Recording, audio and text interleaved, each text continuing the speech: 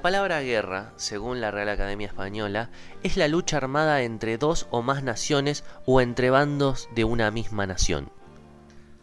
Sin embargo, no nos debemos olvidar que quienes combaten son seres humanos, personas que pierden su vida por disputas económicas o familias devastadas por conflictos territoriales.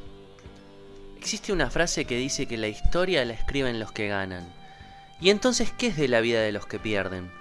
¿Con qué personalidad regresan los combatientes a sus hogares? ¿Cómo los recibe la sociedad? Carlos Candia es médico. Su abuelo Seferino combatió en la Guerra del Chaco. Una guerra que se libró entre Paraguay y Bolivia el 9 de septiembre de 1932 y finalizó el 12 de junio de 1935.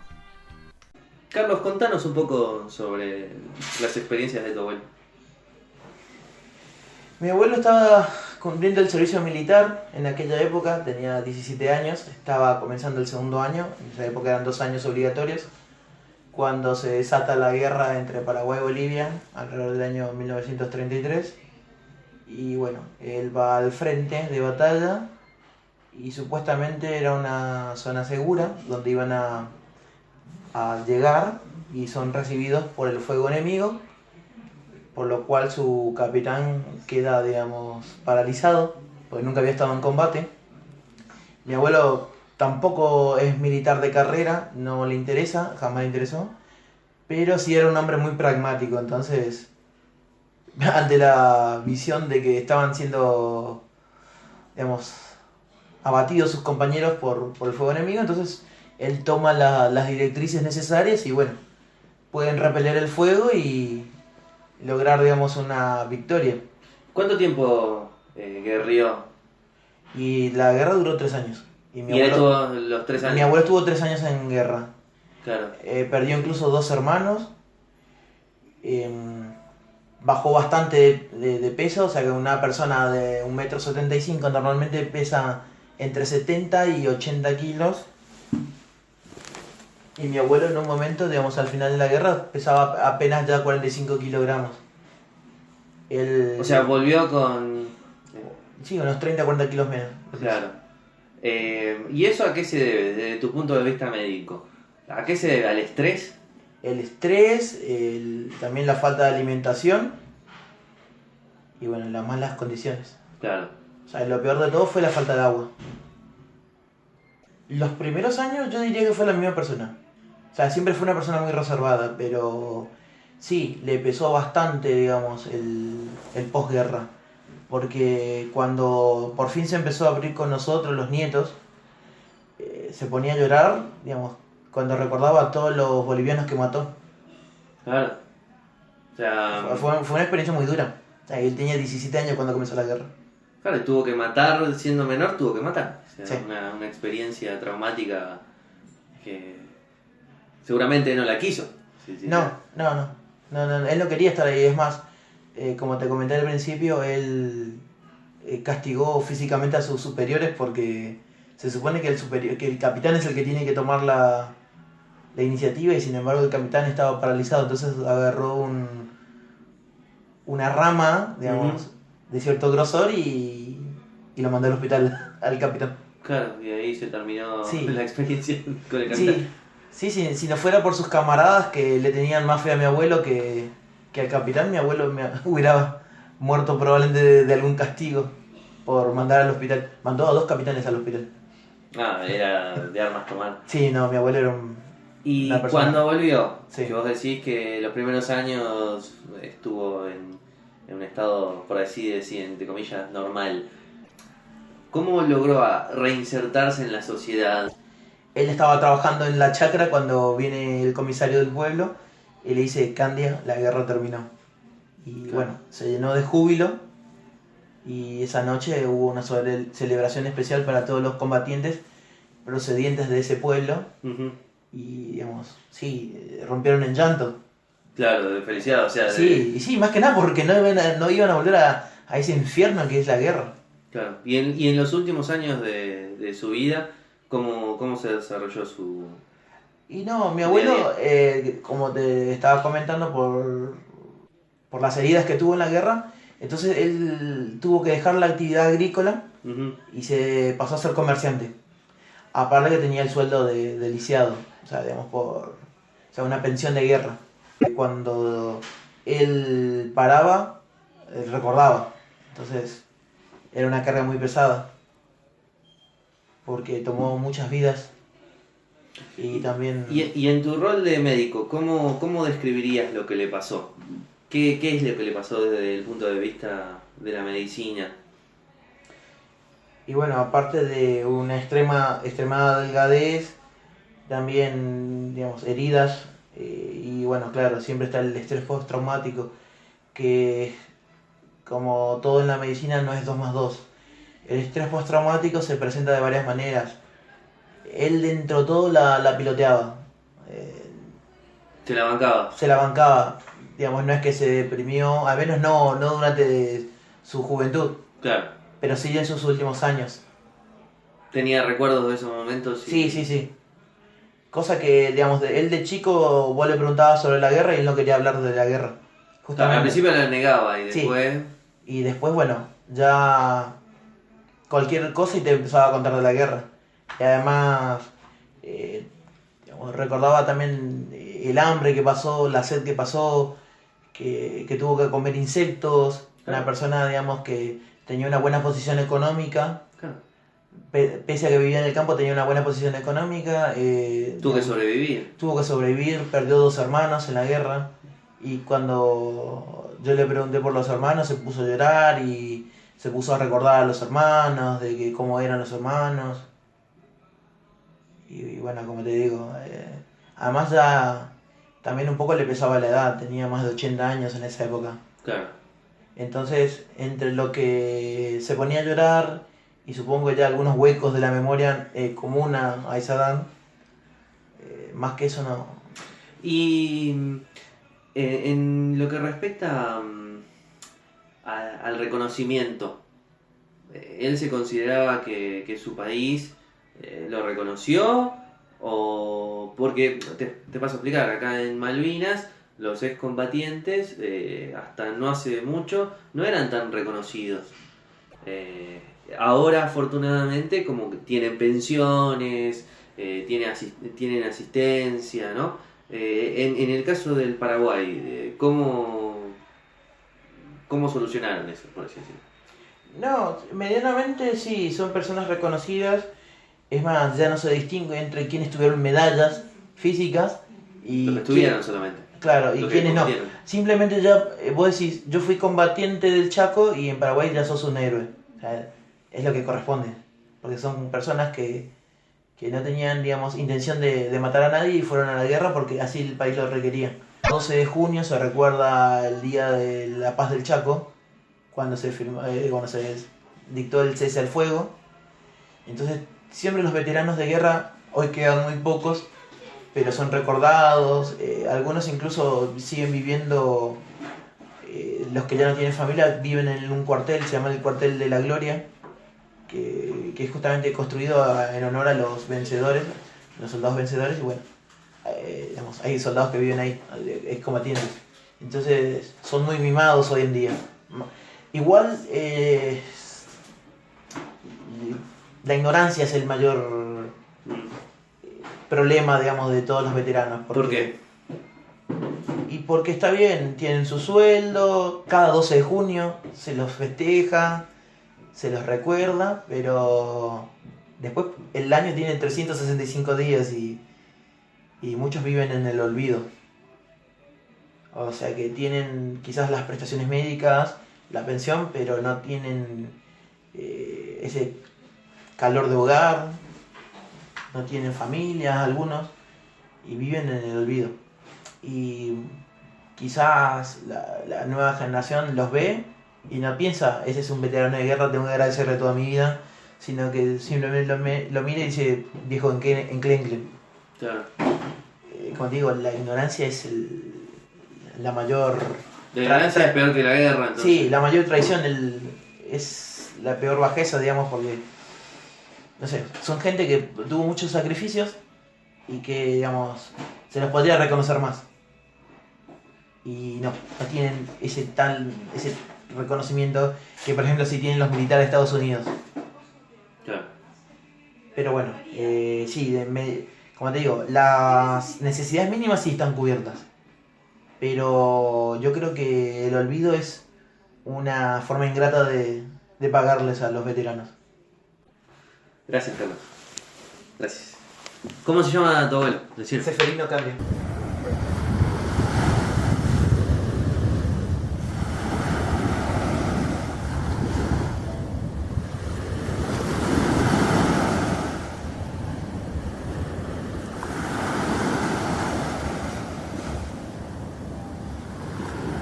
La Guerra de Malvinas fue un enfrentamiento bélico entre Argentina y Reino Unido. Se inició el 2 de abril de 1982 hasta el 14 de junio de ese mismo año. 649 militares argentinos perdieron su vida en esos 74 días de conflicto bélico. A pocas cuadras de la estación Malavia de la línea B de subtes se encuentra la Biblioteca Popular Alberdi. Allí todos los jueves se desarrolla el café literario. Uno de sus integrantes es el escritor de poesía Enrique Momigliano, quien actualmente está escribiendo un libro sobre las vivencias de los excombatientes de Malvinas.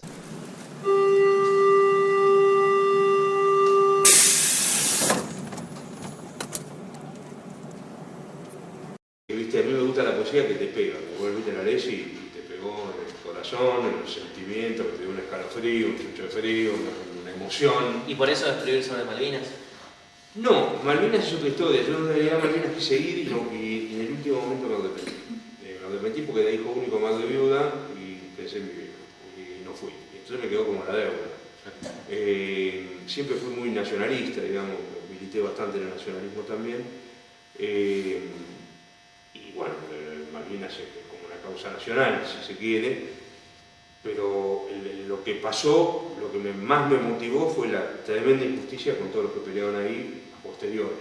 O sea, injusticia de todos. O sea, el mismo ejército, las mismas fuerzas armadas los abandonaron, los empleadores no los tomaban porque ese es un loco de la guerra, y mismo la sociedad nuestra, que viste, estaba más pendiente del Mundial de Fútbol en el año 82 de que estos pibes que se estaban matando y muriendo allá en el sur. Entonces siempre era como un área a proteger, una llaga a cuidar, y entonces le di siempre espacio en todo lo que hice, todo lo que fui haciendo. Y ahora me conmovieron, me mataron, me emocionaron porque ellos directamente me eligieron a mí para escribir sus memorias. Nosotros, cada uno de nosotros tiene un pedacito de la historia de lo que pasó allá. Hace falta que la digamos, y se la digamos a alguien, que confiamos en vos.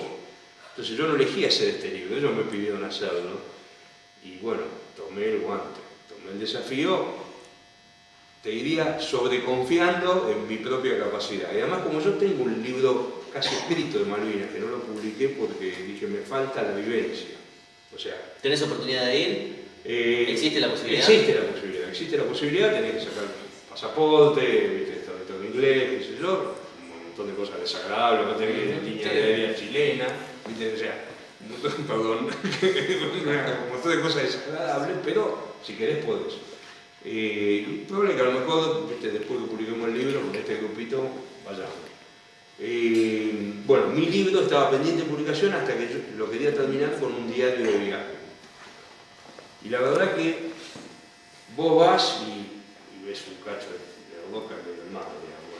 Lo importante es la vivencia de lo que estuvieron en el momento del conflicto. Y estos muchachos, al hacerme depositario de su historia, yo lo que hice fue un reportaje periodístico, o sea, me junté con cada uno de ellos, son 6, y le dije, bueno, empecé, ¿cuándo naciste? ¿Dónde naciste?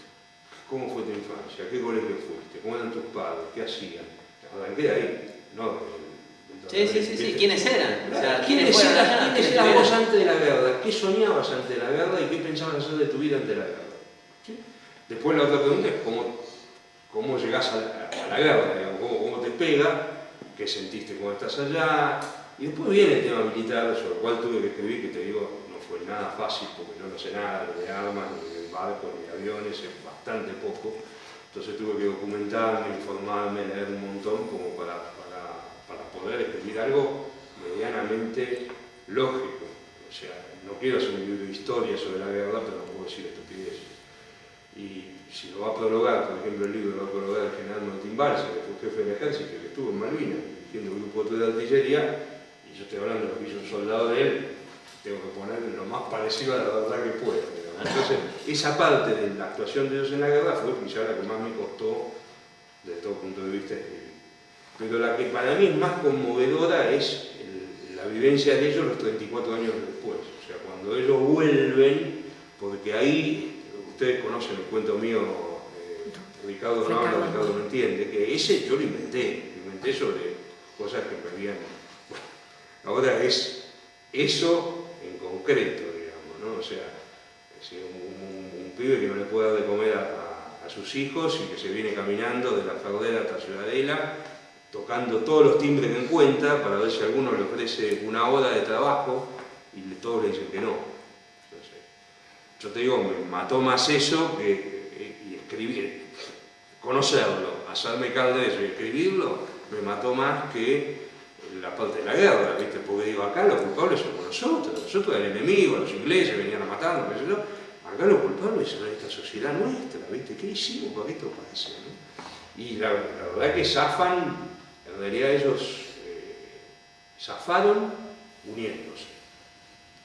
Por eso hay mucha lección de vida en todo esto. Ellos por ahí no querían encontrarse, ¿no? Se aislaron, no querían encontrarse con otros veteranos, porque decían, no, ¿viste? Cuando vos pasás por una experiencia fea, no querés encontrarte con ese ser humano que estuvo contigo en ese momento porque resulta, te recuerda la experiencia, ¿viste? O sea, qué sé yo, el médico que atendió a mi vieja cuando se estaba muriendo, yo, un tipo bárbaro, lo adoro, no lo quiero ni ver, porque, ¿viste? Me lo recuerda el momento, ¿no? Bueno, a ellos les pasaba lo mismo, o sea, no querían ir a un centro de veteranos, no querían encontrarse con sus amigos de la guerra, hasta que un día, uno por instancia de la mujer, otro por casualidad, otro porque se lo encuentra en el colectivo a la hermana de uno, lo hace. Y ahí se dan cuenta qué equivocado que estaba, porque en realidad el único tipo que puede entender un veterano de guerra es otro veterano de guerra. Y hubo algunos en ese combate posterior que fueron auténticamente héroes, fueron tipos que se cargaron al hombro a los demás, hicieron proyectos. Uno, Trejo, por ejemplo, el tipo se le ocurrió imprimir un diario en Malvinas, donde a cada uno le pedía una palabrita, pues, tenés una foto, dame, y hizo un diarito, ¿no? Y se lo daba a repartir por los subtes y por los trenes. Y eso funcionó, no sabés lo que funcionó, le dio de comer a un montón de pibes, porque la gente, ¿viste? Había toda una onda antimilico, digamos. Entonces los militares y la gente no distinguió en esa onda, ¿viste? Metió a los colimas también. Pero ¿qué pasaba? En el fondo, en el corazón los tenían los muchachos, porque, ¿viste? El diarito ese salía 50 centavos y le daban 10 mangos. Y al otro día dice, yo volvía al mismo bondi, la misma línea, la misma gente, el mismo diario, y me lo volvían a comprar y me lo volvían a dar 10 mangos. Entonces hay muchas lecciones de vida, del dolor que sufrieron ellos y de cómo reaccionó la sociedad, que son absolutamente ignoradas, ¿no? Y que esto salga a la luz para que tomemos conciencia de la macana que hicimos y la reparemos en la medida de lo posible. Para muchos es tarde, se suicidó casi tanta gente como murió en la guerra, la película lo muestra muy bien. Y bueno, y más se suicidaron cuanto más lejos de las posibilidades estaban. O sea, hay más suicidios, por ejemplo, entre los correntinos, porque allá no tenían nada. Acá, dentro de todo, algunos por ahí le dijo, che, estás muy mal, va a un psicólogo.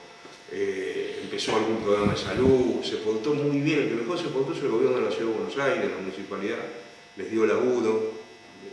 El gobierno nacional no tanto, ¿no? Pero el gobierno de la ciudad, ahora, allá, nada, en Corrientes, nada. Entonces estos, entre que tenían un nivel cultural menor, que nadie les daba nada, que era imposible no pasar por no veteranos, que muchos, para conseguir trabajo acá, ni siquiera decían que eran veteranos. ¿Por qué? Porque cuando los decían, claro, no, era peor que eso. Los compañeros de laburo, este que tocó timbre, un día consigue el laburo en una empresa.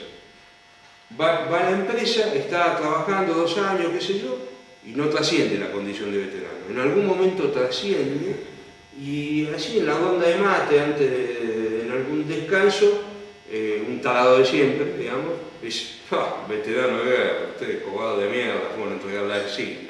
Y el tipo agarró un termo de una fábrica de termos y se lo dio por la cabeza. Y perdió el trabajo. Y a buscar de vuelta. ¿Y el hoy cómo es el hoy? El hoy está muchísimo mejor. O sea, fue un camino de 34, estamos hablando de 34 años, es prácticamente toda una vida. Está muchísimo mejor desde el punto de vista económico. O sea, salieron pensiones, en el sentido de que reconocerlo a Néstor Kirchner fue el que mejor los ubicó y le pagó un daño histórico enorme.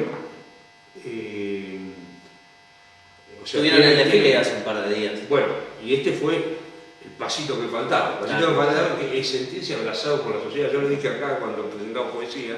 Lo que está faltando es que la sociedad, los dos iban, los abracen, ¿no?